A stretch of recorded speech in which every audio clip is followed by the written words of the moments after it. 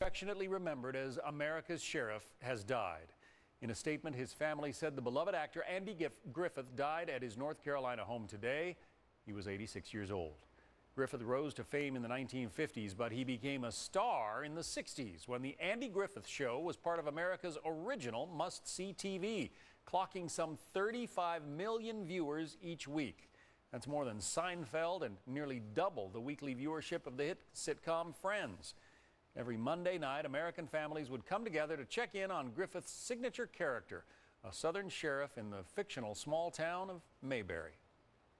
The only excuse for not eating at mealtimes is when you're sick. Well, I'm not sick, but gee, Pa. We don't waste food around here. When something's served to you, you eat it. Now, there's a lot of people in this world would give anything to sit down to a meal like that, so you go ahead. His contribution to our culture even earned him the Presidential Medal of Freedom in 2005, America's highest civilian honor.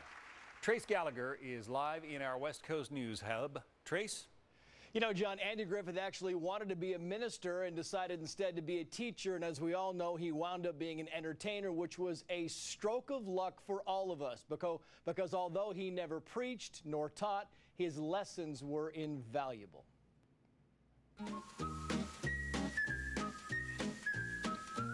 You hear the whistle, you think of the name, Andy Griffith, and Mayberry RFD. Barney, don't shoot the slingshot in the office. Andy, I was born with a slingshot. Born Andrew Samuel Griffith in Mount Airy, North Carolina, 1926. After majoring in music, he wanted to be a singer. So in 1952, he hit the road. Turns out he was a better comedian than singer. In 1953, he recorded one of the most popular comedic monologues of all time. It was that both bunches full of them men wanted this funny-looking little pumpkin to play with.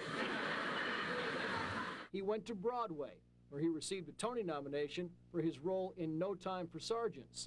Then in 1957, he made his film debut in A Face in the Crowd, the story of a country boy turned superstar turned monster.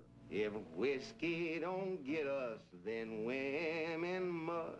Then it was back to Broadway and on to a guest appearance on The Danny Thomas Show as the mayor of a small southern town, a road that led here.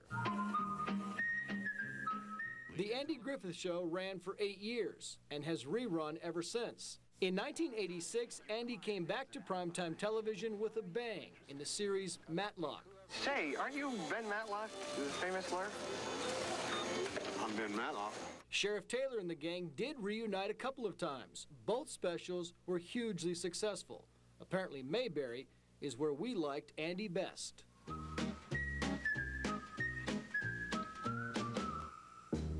And of course, the tributes are pouring in. His television son, Ron Howard, posted on his Twitter page, and I'm quoting here, his pursuit of excellence and the joy he took in creating served generations and shaped my life. I'm forever grateful. Rest in peace, Andy.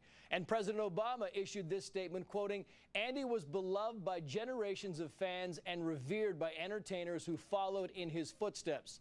He brought us characters from Sheriff Andy Taylor to Ben Matlock, and in the process warmed the hearts of Americans everywhere, and that he did.